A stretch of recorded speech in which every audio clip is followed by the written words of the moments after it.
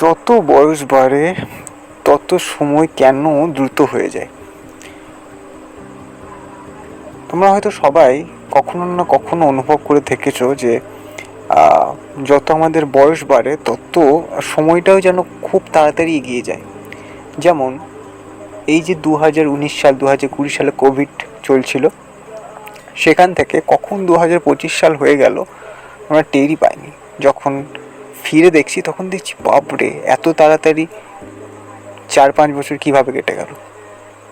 আবার 2024 থেকে 2025 সাল কীভাবে পেরিয়ে গেল আমরা বুঝতেই পারিনি।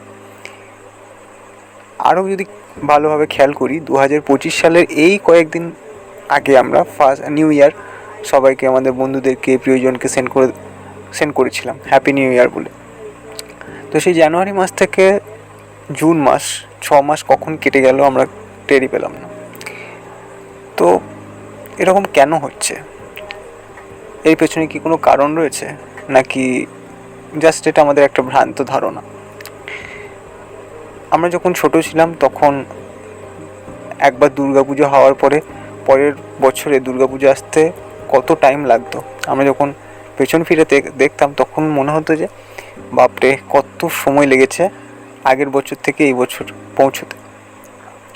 কিন্তু এখন মনে হয় যে এই তো কয়েকদিন আগে দুর্গাপুজো গেল, আবার আর 1-2 মাস পরেই আবার দুর্গাপুজো আসছে।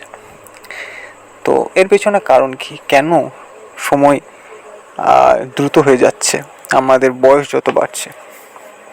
Why do time becomes faster as we grow older?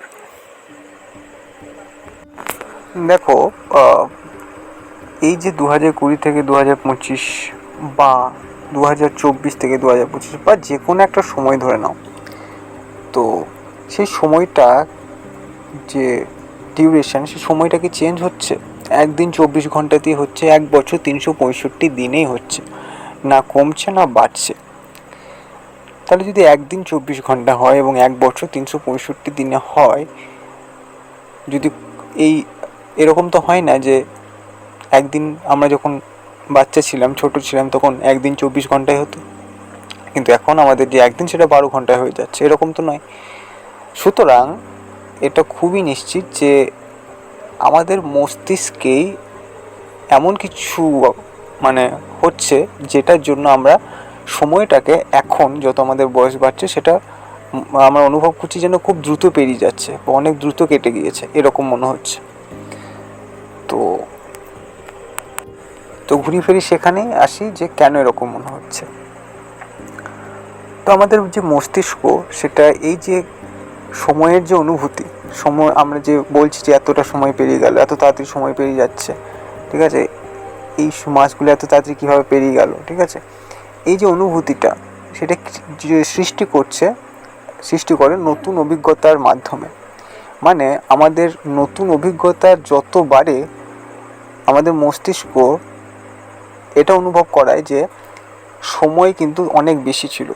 একটা উদাহরণের সাহায্যে বলি, ধরো তুমি 2024 সাল থেকে 2025 সালের শুরু অবধি, অর্থাৎ গোটা 2024 সালটা নতুন নতুন অভিজ্ঞতায় কাটালে, অর্থাৎ নতুন কিছু শিখলে, নতুন কিছু জানলে, ঠিক আছে, একটা অ্যাডভেঞ্চারাস লাইফ লিড করলে গোটা 2024 সাল জুড়ে। তো মস্তিষ্কের কাছে এই যে নতুন শেখা, নতুন কোনো জায়গায় ঘুরতে যাওয়া বা নতুন নতুন বই পড়া, যাই হোক না কেন, সব কিছু নতুন একটা অভিজ্ঞতা, এই নতুন অভিজ্ঞতাগুলো যত বাড়তে থাকে, মস্তিষ্কর কাছে কিন্তু টাইম ডিউরেশন কিন্তু তত বাড়তে থাকে। অর্থাৎ 2025 সালে ঢুকে যখন আমরা পিছন ফিরে তাকাই, যে আমাদের 2024 সালের দিকে আমরা যখন ঘুরে তাকাই, তখন মনে হয় যে আরে বাপরে, 2024 সালটা এত বড় ছিল। তো আমাদের অভিজ্ঞতা যত বাড়লো 2024 সালে, নতুন অভিজ্ঞতা, তত মস্তিষ্ক আমাদেরকে এটা অনুভব করালো যে সময় কিন্তু 2024 সালটা অনেক বেশি ছিল, 2024 সালটা অনেক বড় ছিল, 2024 থেকে 2025 সাল ঢুকতে অনেকটা সময় লেগেছে। উল্টো দিকে যদি 2024 সাল থেকে 2025 সালের শুরু অবধি, অর্থাৎ গোটা 2024 সাল জুড়ে আমরা তেমন কিছু না করতাম, নতুন কোনো অভিজ্ঞতা আমাদের না হতো, জাস্ট আমরা প্রত্যেক দিন একই ধরনের জীবনযাপন করতাম, তাহলে আমাদের যে মেমোরি বা আমাদের এটা যদি একটা উদাহরণ দিয়ে বোঝাই তাহলে আমার মনে হয় খুব ভালোভাবে বোঝা যাবে। যেমন ধরো তোমার কাছে একটা অ্যালবাম আছে, সেখানে তোমাদের প্রত্যেকটা অ্যালবামে অনেকগুলো পাতা থাকে না, সেই বা ফটো আটকানোর জায়গা থাকে প্রত্যেকটা পেজে। তো প্রত্যেকটা পেজে ধরো ফটো রয়েছে, তোমাদের ফ্যামিলি ফটো, তোমার নিজের ফটো, বা যত পুরনো স্মৃতি আছে ছোট থেকে বড় অবধি সব ফটো রয়েছে, এবং প্রত্যেকটা পেজেই কিন্তু ফটো রয়েছে। এখন তুমি প্রথম থেকে শেষ অবধি যখন অ্যালবামের পাতাগুলো উল্টাবে, তখন কি তুমি তাড়াতাড়ি উল্টাবে না আস্তে আস্তে উল্টাবে? আস্তে আস্তে উল্টাবে, কারণ প্রত্যেকটা পাতায় ছবি রয়েছে, প্রত্যেকটা পাতার ছবি তুমি ধীরে ধীরে দেখবে, তারপর ধীরে ধীরে উল্টাবে। তো হিসাব মতোই প্রথম থেকে শেষ অবধি পাতা উল্টাতে সময় কিন্তু বেশি লাগবে। উল্টো দিকে যদি সে অ্যালবামের পেজগুলোতে কোনো ছবি না থাকে, বা ধরো সবগুলো একই ছবি থাকে, তাহলে কি হবে? পেজগুলো কি করবে? তাড়াতাড়ি উল্টাবে, কারণ একই ধরনের ছবি তো। এবং বা যদি ছবিই না থাকে তাহলে তাড়াতাড়ি উল্টাবে, কারণ কোনো ছবিই নেই, সুতরাং তাড়াতাড়ি পেজ উল্টাবে। তো সেটাও এখানেও সেই একই ঘটনা ঘটছে।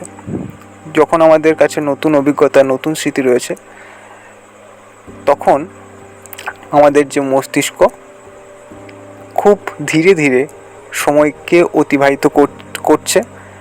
অর্থাৎ আমরা যখন পেছন ফিরত থাকাচ্ছি তখন মনে হচ্ছে যেন সময় খুব ধীরে গিয়েছে, খুব আস্তে আস্তে অতিবাহিত হয়েছে। কিন্তু আমাদের কাছে যখন স্মৃতি, অভিজ্ঞতা, নতুন নতুন অভিজ্ঞতার যে স্মৃতি, সেগুলো যখন কম থাকে,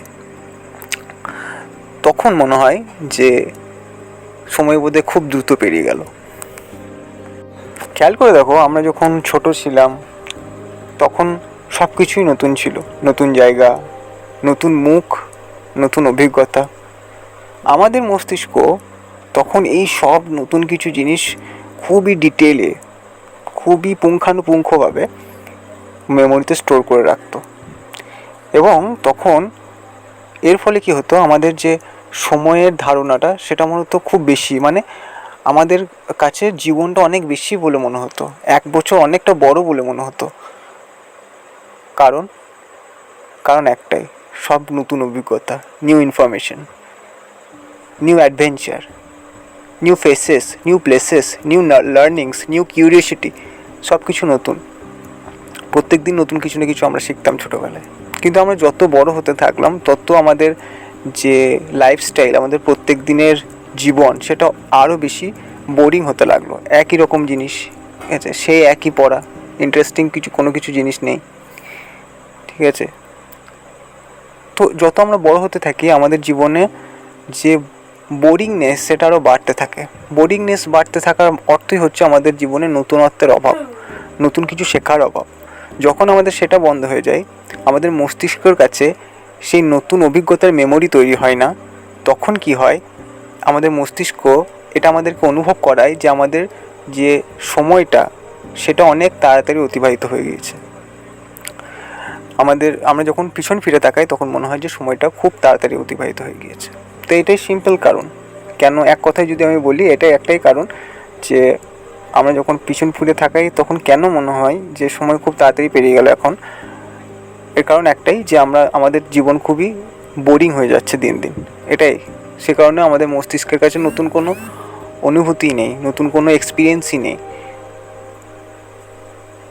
মানে আমাদের কাছে নতুন এক্সপিরিয়েন্স যত বেশি থাকবে, আমাদের ব্রেন, মানে আমাদের যে রেট্রোস্পেক্টিভ টাইম, বা আমাদের ব্রেন পেছন ফিরে যখন তাকায়, বা আমরা যখন পেছন ফিরে যখন তাকাই, তখন আমাদের মনে হয় যে না, সময়টা অনেক বেশি। কিন্তু আমাদের কাছে যখন নতুন অভিজ্ঞতা থাকে না, যখন আমাদের লাইফ এর নতুন কোনো মেমোরি থাকে না মনে রাখার মতো, তখন মনে হয় জীবনটা খুবই ছোট, খুব তাড়াতাড়ি এই টাইমটা পেরিয়ে গেল। আনন্দ মুভির একটা ডায়লগ আছে যে বাবা মশাই জিন্দগি বড়ি হোনি চাই লম্বি নেই। তো লম্বা জীবন এবং বড় জীবনের মধ্যে এটাই পার্থক্য। লম্বা জীবন মানে হচ্ছে যে জীবনটা খুব লম্বা, হয়তো 100 বছরের জীবন, কিন্তু সেই জীবনে ইন্টারেস্টিং কিছুই নেই, যে কারণে খুব তাড়াতাড়ি পেরিয়ে গেল। সেই জীবনটা লম্বা হতে পারে কিন্তু বড় নয়। বড় জীবন মানে হচ্ছে একজন মানুষ, সে 40 বছর বাঁচলো, কিন্তু 40 বছরের মধ্যে খুব একটা 100 বছর জীবন বেঁচে গেল। 40 বছরের মধ্যে এত কিছু করলে, এত নতুন কিছু শিখলো, নতুন অভিজ্ঞতা করলে, জীবনটা এত অ্যাডভেঞ্চারাস করে তুললো যে 40 বছরের জীবনটাও অনেক বেশি বড় বলে মনে হয়। তো এই ছিল আজকের ভিডিও। আশা করি আমি বোঝাতে পেরেছি যে কেন বয়স আমরা যত বাড়ি যত আমাদের বয়স বাড়ে তত কেন সময় এর বেগ বেড়ে যায়। তো এটাই, সময় কিন্তু বাড়ে না, মানে 24 ঘন্টায় একদিন বা একদিনে 24 ঘন্টাই হয়, কিন্তু আমাদের যে ব্রেন সেটা এটা অনুভব করায় যে সময় বাড়ছে বা কমছে। সুতরাং এটা আমাদের খুব ভালো ইঙ্গিত দেয়। যখন আমাদের এটা মনে হয় যে সময় খুব তাড়াতাড়ি এগিয়ে যাচ্ছে, তো এটা একটা ইঙ্গিত যে আমাদের জীবন খুবই বিরক্তিকর বা বোরিং চলে এসছে, সুতরাং এটাকে পাল্টানোর সময়। তো দ্যাটস ইট। তো আজকের মতো এইটুকুই, দেখা হচ্ছে নতুন কোনো ভিডিওতে।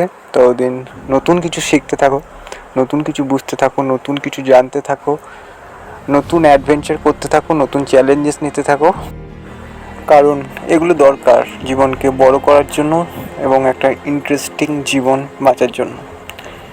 তো আজকের মতো এইটুকুই, পরবর্তী ভিডিওতে দেখা হচ্ছে খুব তাড়াতাড়ি। জয় হিন্দ।